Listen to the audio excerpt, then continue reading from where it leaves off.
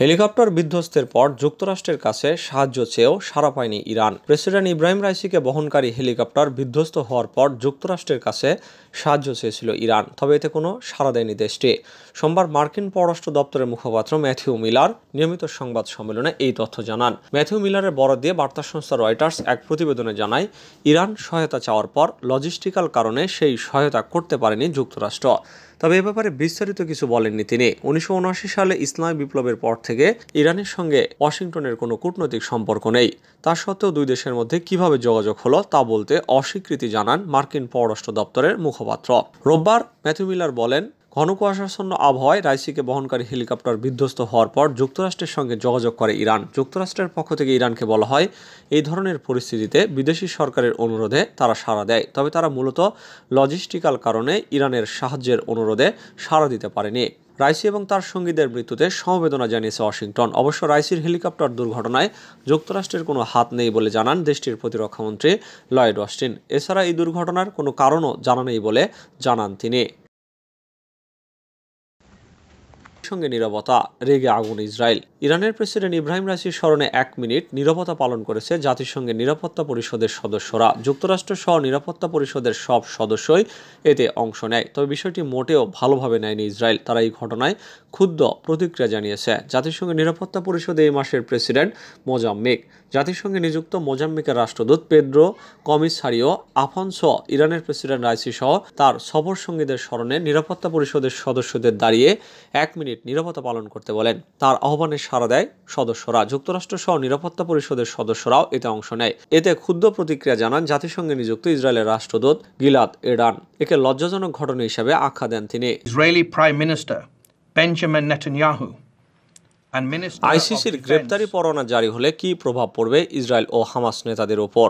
গ্রেপ্তারি পরোয়ানা জারি হলে ইসরায়েলের সবচেয়ে দীর্ঘমেয়াদে দায়িত্ব পালনকারী প্রধানমন্ত্রী নেতানিয়াহু গ্রেপ্তারের ঝুঁকি এড়িয়ে ঘনিষ্ঠ মিত্র পশ্চিমা দেশগুলোতে সফর করতে পারবেন না। ব্রিটেন জানিয়েছে, গ্রেপ্তারি পরোয়ানা জারি হলে ব্রিটেন তা কার্যকর করবে যদি না নেতানিয়াহুর কূটনৈতিক দায় মুক্তির বিষয়ে তারা সফলভাবে যুক্তি তুলে ধরতে পারে। নেতানিয়াহু এবং গ্যালান্টের জন্য সবচেয়ে বড় ব্যতিক্রম হবে সম্ভবত যুক্তরাষ্ট্র, কেননা হোয়াইট হাউস মনে করে ইসরায়েল হামাস যুদ্ধে আইনি হস্তক্ষেপের এখতিয়ার আইসিসির নেই। এটি এমন এক অবস্থান যেখানে এই যুদ্ধ নিয়ে জো বাইডেনের ডেমোক্রেটিক পার্টির মধ্যে ফাটল বিস্তৃত হতে পারে। ইয়ব গ্যালান্টও মুক্তভাবে বিদেশ সফর করতে পারবেন না। আইসিসির পরোয়ানায় প্রধানমন্ত্রী নেতানিয়াহু বিশেষ আরও এক শ্রেণীর নেতার কাতারে অন্তর্ভুক্ত হবেন। এই শ্রেণীতে আছেন আইসিসির পরোয়ানায় থাকা রুশ প্রেসিডেন্ট ভ্লাদিমির পুতিন ও লিবিয়ার প্রয়াত নেতা মুয়াম্মার গাদ্দাফি।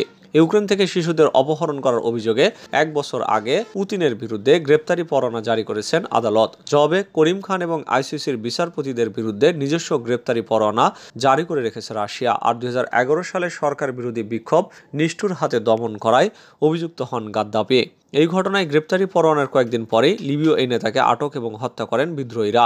অন্যদিকে গ্রেপ্তারি পরোয়ানা জারি হলে হামাসের রাজনৈতিক প্রধান ইসমাইল হানিয়াকে নিয়মিতভাবে আরব মিত্রদের সঙ্গে সাক্ষাৎ করতে যাওয়ার ব্যাপারে 2 বার ভাবতে হবে। তাকে বেশিরভাগ সময় হয়তো কাটাতে হবে কাতারেই। ইসরায়েলের মতো রোম সংবিধিতে স্বাক্ষর করেনি কাতারও। এখন পর্যন্ত 5টি ড্রোন ভূপাতিত করার দাবি হুতির। যুক্তরাষ্ট্রের আরও একটি MQ-9 ড্রোন ভূপাতিত করার দাবি করেছে ইয়েমেনে সশস্ত্র বিদ্রোহী গোষ্ঠী হুতি। মারিবে এই ড্রোনটি ভূপাতিত করা হয় বলে জানিয়েছে হুতি মুখপাত্র ইয়াহিয়া সারি। এই হুতি মুখপাত্রের দাবি, গত মাসগুলোতে তারা 5টি MQ-9 ড্রোন ভূপাতিত করেছেন। গাজায় ইসরায়েলি আগ্রাসনের প্রতিবাদে লোহিত ও আরব সাগর জুড়ে ইসরায়েলগামী বিভিন্ন জাহাজকে লক্ষ্যবস্তু করে হুতি বিদ্রোহীরা। তারা যুক্তরাষ্ট্র এবং ব্রিটিশ জাহাজগুলোকেও লক্ষ্যবস্তু করছে। হুতি জানিয়েছে, গাজায় ইসরায়েলি আকাশ ও স্থল আগ্রাসন বন্ধ না হলে তারা এই হামলা বন্ধ করবে না।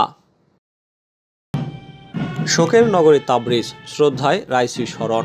ইরানের প্রেসিডেন্ট ইব্রাহিম রাইসিকে শেষবারের মতো বিদায় নিতে রাস্তায় নেমে এসেছেন লাখ লাখ মানুষ। পূর্ব আজারবাইজান প্রদেশের তাবরিজ শহরে শুরু হয়েছে তাকে শ্রদ্ধা জানানোর অনুষ্ঠান। রাইসির মরদেহবাহী কফিনের সাথে পদযাত্রা করেছেন ইরানের বাসিন্দারা। তাবরিজের ইমাম খোমেনি মুসল্লায় জড়ো হয়েছেন বিভিন্ন জায়গা থেকে আসা শোকার্ত ইরানিরা। তাবরিজের অনুষ্ঠানে ইরানের স্বরাষ্ট্রমন্ত্রী আহমাদ ভাদিদি বলেছেন, ইরান তার জননন্দিত এবং ভালোবাসার মানুষকে হারিয়ে ফেলেছে। মঙ্গলবার পূর্ব আজারবাইজানের কমের পর তেহরানের গ্র্যান্ড মুসল্লা মসজিদে রাইসিকে শেষ বিদায় জানায় সাধারণ মানুষ। এরপর বুধবার সকালে তেহরান বিশ্ববিদ্যালয়ে হবে রাইসির আরও এক বিদায় অনুষ্ঠান। বুধবার বিকালে রাইসিকে শ্রদ্ধা জানাবেন ইরানের রাষ্ট্রীয় উচ্চ পর্যায়ের কর্মকর্তারা।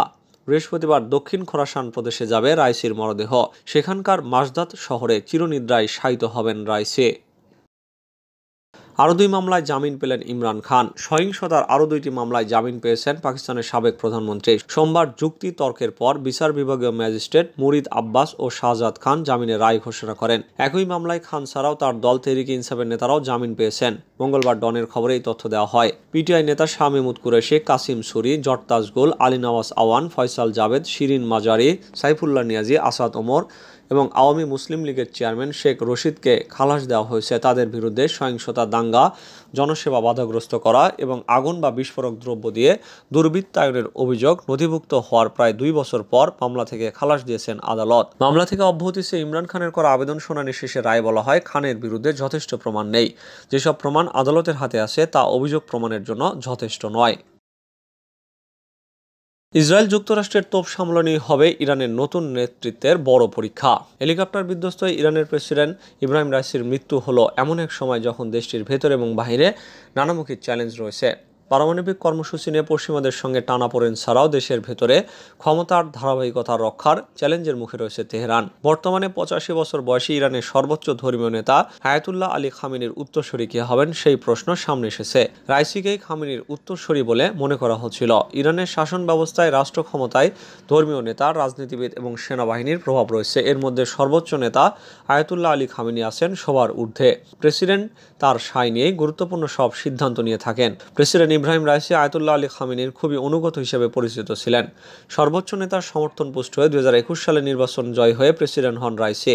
সাম্প্রতিক মাসগুলোতে তাকে খামেনির সম্ভাব্য উত্তরসূরিদের একজন হিসাব করা হতো। তার মৃত্যুতেই পদের জন্য খামেনির ছেলে মোস্তফা খামেনির পথ পরিষ্কার হতে পারে। অবশ্য সর্বোচ্চ নেতার উত্তরসূরি কে হবেন তা ঠিক করবে দেশটির 88 সদস্যের বিশেষজ্ঞদের পর্ষদ। আন্তর্জাতিক অঙ্গনে পারমাণবিক কর্মসূচি নিয়ে পশ্চিমাদের চ্যালেঞ্জের মুখে রয়েছে ইরান। মধ্যপ্রাচ্যের বিভিন্ন দেশ, বিশেষত ইসরায়েল ও দেশটির মিত্র যুক্তরাষ্ট্রের সঙ্গে উত্তেজনাপূর্ণ সম্পর্কের মধ্যে সামনে এগিয়ে যাওয়া হবে তেহরানের জন্য বড় চ্যালেঞ্জের বিষয়। হেলিকপ্টার বিধ্বস্ত হয়ে প্রেসিডেন্ট রাইসির সঙ্গে পররাষ্ট্রমন্ত্রী আমির আবদুল্লাহিয়ানের মৃত্যু ইরানের জন্য বিরাট ধাক্কা হয়ে এসেছে।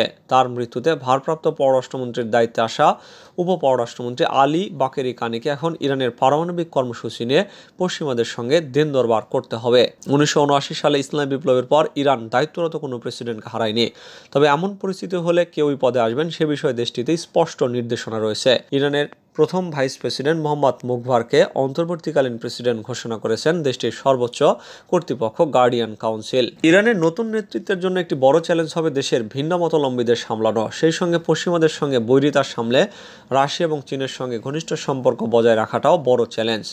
ইসরায়েলের সঙ্গে সম্পর্কের ক্ষেত্রে ইরানের দীর্ঘদিনের চ্যালেঞ্জ রয়েছে। গত এপ্রিলে 2 দেশের পাল্টাপাল্টি হামলার মধ্য দিয়ে এই সম্পর্কে উত্তেজনা চরম আকারে পৌঁছায়। এছাড়া ইরান সমর্থিত সশস্ত্র গোষ্ঠী হামাস, হিজবুল্লাহ ও হুতিদের ইসরায়েল বিরোধী ভূমিকা কেমন হবে সেই বিষয়টিও ইরানের নতুন নেতৃত্বের ওপর নির্ভর করবে।